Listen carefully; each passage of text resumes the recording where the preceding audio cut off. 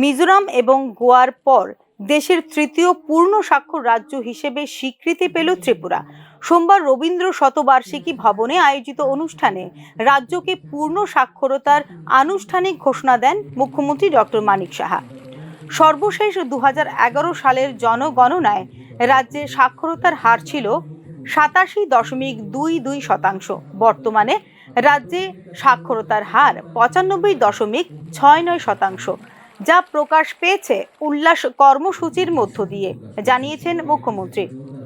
ইউনেস্কোর গাইডলাইন অনুসারে কোনো রাজ্যে সাক্ষরতার গড় হার 95% হলেই পূর্ণ সাক্ষরতার স্বীকৃতি পায় সেই রাজ্য বলেও এদিন জানিয়েছেন মুখ্যমন্ত্রী ডক্টর মানিক সাহা। এবং 2001-এ 73.19%, 2011-তে 87.22% পৌঁছায়। এই যে কন্টিনিউয়াস ধারাবাহিকভাবে এই যে উল্লাসের মাধ্যমে নবভারত সাক্ষরতা কার্যক্রম, সেটা যখন এখানে ইমপ্লিমেন্ট হলো, সেটা পিরিয়ডিক যে লেবার ফোর্স সার্ভে 2023-24, সেখানে দেখা গেছে যে 93.7%। কিন্তু পরবর্তী সময়ে আরও সেটা অ্যাডভান্স হলো, সাক্ষরতার যে পার্সেন্টেজ আরও বাড়লো। 2024-25 অর্থবছর সেটা 95.6% বলেছেন। আমাদের যিনি সেক্রেটারি মহোদয় বলেছেন, যদিও এই পার্সেন্টেজটা এখানে এসছেন, কিন্তু উনি বলছেন আরও বেশি পার্সেন্টেজ হওয়ার সম্ভাবনা। এবং যেভাবে তিনবার পরীক্ষা নেওয়া হয়েছে, সেখানে কিন্তু সেইভাবে পার্সেন্টেজটা এসছে। হয়তো আরও প্রপার সার্ভে যদি হয়, আমরা বলতে পারবো যে আমরা যে এতদিন ধরে যে বলে আসছিলাম যে পার্সেন্টেজ, তার থেকে অনেক বেশি পার্সেন্টেজ হবে। আমি দপ্তরকে বলবো, শিক্ষা দপ্তরকে, এই বিষয়ে আরও যাতে 17 মার্চ 2024, 29 ডিসেম্বর 2024, সর্বশেষ 23 মার্চ 2025 সালের ফাংশনাল লিটারেসি অ্যাসেসমেন্ট টুল বা ফ্ল্যাট অ্যাসেসমেন্ট সাক্ষরতার হার ছিল 98.69%, জানিয়েছেন মুখ্যমন্ত্রী ডক্টর মানিক সাহা।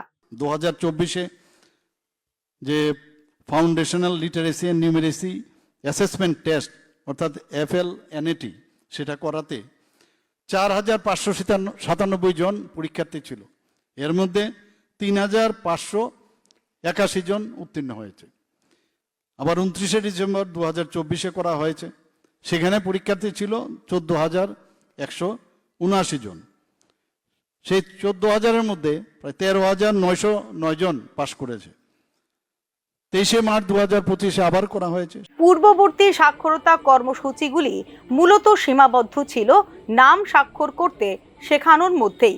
বর্তমানে কার্যকরী সাক্ষরতার উপর জোর দিয়ে এক সুপরিকল্পিত উদ্যোগের মাধ্যমে ডিজিটাল লেনদেন, মৌখিক পাটিগণিত এবং অন্যান্য ব্যবহারিক জ্ঞান অন্তর্ভুক্ত করার উপর গুরুত্ব আরোপ করেছে সরকার, জানিয়েছেন মুখ্যমন্ত্রী ডক্টর মানিক সাহা।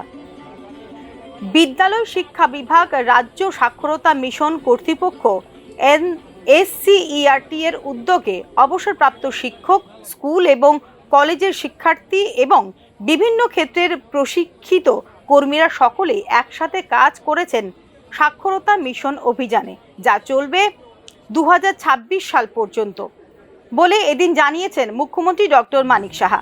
উল্লেখ করা যেতে পারে, অশিক্ষিত ব্যক্তিদের চিহ্নিত এবং তাদেরকে শিক্ষিত করার জন্য উল্লাস নবভারত সাক্ষরতা কার্যক্রম বাস্তবায়ন করেছে রাজ্য সরকার। এক্ষেত্রে গঠন করা হয়েছিল রাজ্য, জেলা এবং ব্লক স্তরের কমিটি। শিক্ষার্থীদের জন্য উপযুক্ত পাঠ্যক্রম প্রস্তুত করা হয় বাংলা, ইংরেজি এবং ককবরক ভাষায়। Bureau report, news now.